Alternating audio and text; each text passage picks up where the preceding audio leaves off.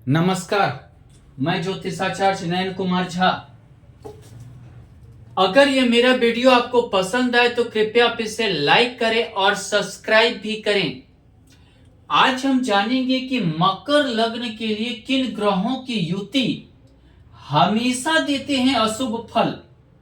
आपको मैं शुरू से ही बता रहा हूं कि अगर कोई भी ग्रह केंद्र या त्रिकोण का स्वामी नहीं है तो आपको अशुभ फल दे सकता है युति में।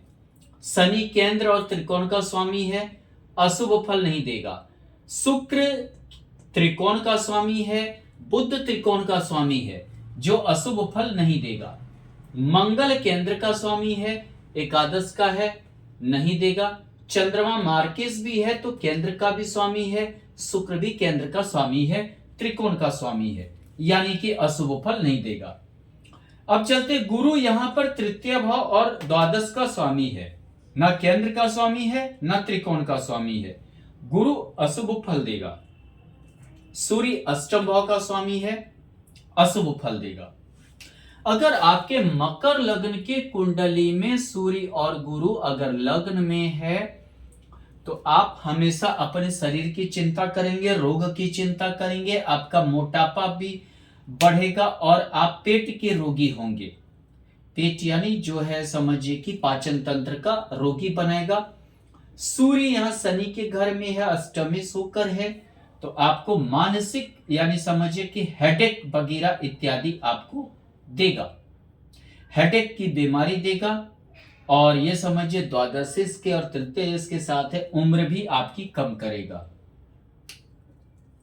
अगर आपका सूर्य और गुरु यहां पर स्थित है तो यानी कि ये समझिए द्वादश होकर है, पारिवारिक खर्च को बढ़ाएगा, पारिवारिक दबाव को बढ़ाएगा, इनकम से ज्यादा खर्च होंगे। कुछ आपको संपत्ति तो हासिल होगा, पैतृक संपत्ति जिसे वसीयत लाभ कहते हैं, लेकिन लेट से प्राप्त होगा। और दूसरी बात क्या है कि तृतीय होकर हमेशा आप अपने रिलेटिव इत्यादि से परेशान रहेंगे।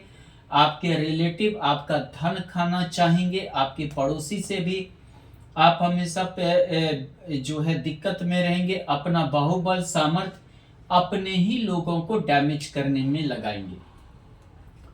सूर्य और गुरु, हालांकि आप अपने सामर्थ्य से बहुत कुछ करने की कोशिश करेंगे, दूसरों से आप लाभ उठाएंगे, लेकिन यहां देखिए तो अष्टाष्टक योग में सूर्य है, तो यानी ये समझिए कि आप कितना चीज नहीं बताने के कारण, मान लीजिए नहीं खुलने के कारण, आप समझिए कि उस चीज का लाभ भी अच्छे से नहीं उठा पाएंगे। आपको आपके व्यवहार को या स्वभाव को सभी जान जाएंगे और जानने के बाद आपसे वो पीछा छुड़ाना चाहेंगे। हालांकि आप अगर बुद्धि से काम लें तो यह योग आपके लिए बहुत बुरा नहीं कर पाएगा, लेकिन अगर आप दिमाग से काम नहीं लेते हैं तो सामाजिक समझिए कि आपका यश मान प्रतिष्ठा भी खो सकते हैं। उच्च का सूर्य तृतीय होकर गुरु, आप बहुत ज्यादा संपत्ति अर्जित करेंगे, बाहर से भी संपत्ति अर्जित करेंगे। यहां यह योग आपको बहुत ज्यादा बुरा फल नहीं देगा। यहां देखिए द्वादश होकर सूर्य गुरु का होना, यानी कि आप अपना घर वाहन इत्यादि खरीदने में सफल रहेंगे, निजी सुख बढ़ाने में सफल रहेंगे, बाहर से भी आपको धन इत्यादि के योग बनेंगे।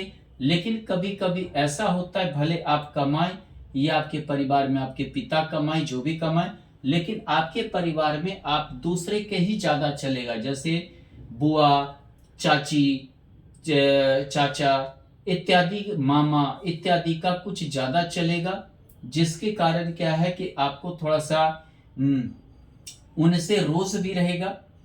और यहां पर तृतीय और द्वादश का युति हो गया, तो ऐसे में अपने सामर्थ्य से ही आपको धन इकट्ठा करना पड़ेगा। और पंचमेश अष्टमेश यहां सूर्य चला गया, यानी कि वसीयत लाभ, आप अपने खानदानिक प्रॉपर्टी पर भी घर बनाएंगे। सूर्य और गुरु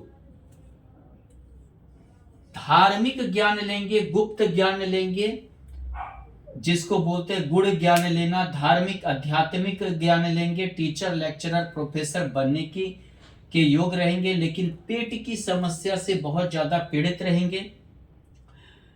और ये समझिए कि किसी बाहर के लड़की से प्रेम संबंध के कारण आपका जो है इज्जत मान प्रतिष्ठा की हानि हो सकती है। आप हालांकि प्रेरणा के स्रोत रहेंगे, लेकिन किसी अन्य स्त्री के कारण जो है हो सकता है कि आपकी बदनामी कुछ ज्यादा हो जाए। पेट की बीमारी, डायबिटीज, थायराइड इत्यादि के योग बनेंगे। पाचन तंत्र में दिक्कत होगा, वजन आपका बढ़ेगा, वजन आपका बढ़ेगा। यहाँ विपरीत राजयोग में से है एक सरल योग है, यानी कि आप संघर्ष से आगे भी बढ़ेंगे, लेकिन बीमारी से ही ज्यादा त्रस्त रहेंगे, बीमारी से ज्यादा ये रहेंगे। हालांकि घूमने का शौक रहेगा, धार्मिक स्थल देखने का शौक रहेगा और धार्मिक खर्च भी करेंगे। पढ़ी लिखी लड़की से विवाह होगा। सूर्य और गुरु, लड़की भी है तो आपका जीवन साथी बहुत ही पढ़ा लिखा होगा, लेकिन द्वादश होकर है किसी अन्य स्त्री के कारण, अगर पुरुष है तो किसी अन्य स्त्री के कारण आप अपना ही वैवाहिक जीवन तबाह कर लेंगे। अगर आप पुरुष हैं तो स्त्री हैं तो किसी अन्य पुरुष के कारण आप अपना वैवाहिक जीवन तबाह कर लेंगे। पत्नी के छोटे छोटे बातों पर आप ध्यान देंगे। अगर आप लड़की हैं तो पति के छोटे छोटे बातों पर आप शंका करेंगे, ध्यान देंगे, यह भी आपके लिए दिक्कत होगा। अष्टमेश होकर सप्तम भाव में है, तो यानी कि समझिए ससुराल वाले का दबाव आप पे ज्यादा रहेगा। सौगरी, सूर्य और गुरु विपरीत राजयोग में से एक विमल योग। आपको खानदानी प्रॉपर्टी मिलेगा, धन मिलेगा, सब कुछ मिलेगा, लेकिन थोड़ा सा आप समझिए रोगी रहेंगे, हेडेक का रहेगा, पेट की बीमारी रहेगी इत्यादि से आप पीड़ित रहेंगे। धार्मिक यात्रा बहुत बार करेंगे, धार्मिक चीजों का देखने का शौक भी रहेगा, धन भी अर्जित करेंगे, लेकिन थोड़ा सा क्या है कि आप रोग से, हेडेक से, हड्डी के रोग से, हड्डी के में कमजोरी की से, डायबिटीज इत्यादि से, मोटापा से इत्यादि सभी से आप थोड़ा सा पीड़ित ज्यादा रहेंगे, कम उम्र में पीड़ित हो जाएंगे। सूर्य और गुरु बहुत ही मेहनत करेंगे तभी आपका भाग्योदय होने वाला है। यहां देखिए अष्टमेश होकर सूर्य, तृतीयेश होकर, द्वादश होकर, बहुत ही मेहनत के साथ आपका भाग्योदय होने वाला है, बहुत ही संघर्ष के साथ आपकी भाग्योदय होगी।